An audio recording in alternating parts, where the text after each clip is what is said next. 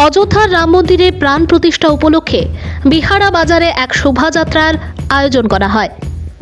রাম মন্দিরের প্রাণ প্রতিষ্ঠা উপলক্ষে বিহারা বাজারে এক শোভাযাত্রার আয়োজন। এতে রাম, লক্ষ্মণ, সীতা, হনুমান সাজিয়ে বিহারা বাজারে এক শোভাযাত্রা বের করা হয়। এদিন সকাল 11 ঘটিকায় বিহারা পূর্বপল্লী কালীবাড়ি থেকে এক শোভাযাত্রা করে বাজারের রেল স্টেশন, হাতিমারা সৎসঙ্গ মন্দির সহ বিহারার বিভিন্ন স্থান পরিক্রমা করে।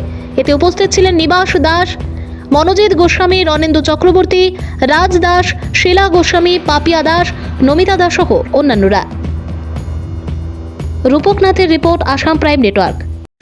বিহারা পূর্বপল্লী কালী পূজা কমিটির পক্ষ থেকে রামলালার প্রাণ প্রতিষ্ঠার প্রাক্কালে অর্থাৎ এর পূর্বদিনে রামলালাকে স্বাগত জানানোর উদ্দেশ্যে আমরা জীবন্ত রাম, সীতা, হনুমান এবং লক্ষ্মণের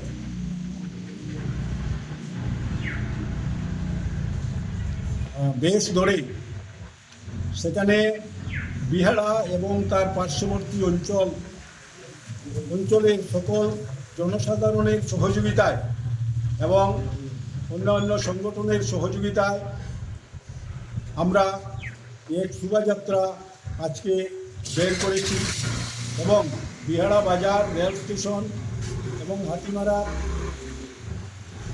মন্দির পর্যন্ত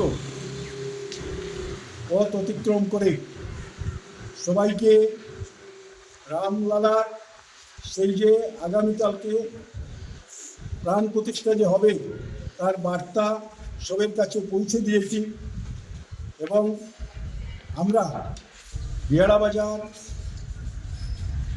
পূর্বপল্লী কালী পূজার কমিটির ব্যবস্থাপনায় আমরা আগামীকালকেও কিছু প্রোগ্রাম রেখেছি। সেখানে সেই প্রাণ প্রতিষ্ঠার মুহূর্তে আমরাও এখানে রামের পূজা করব।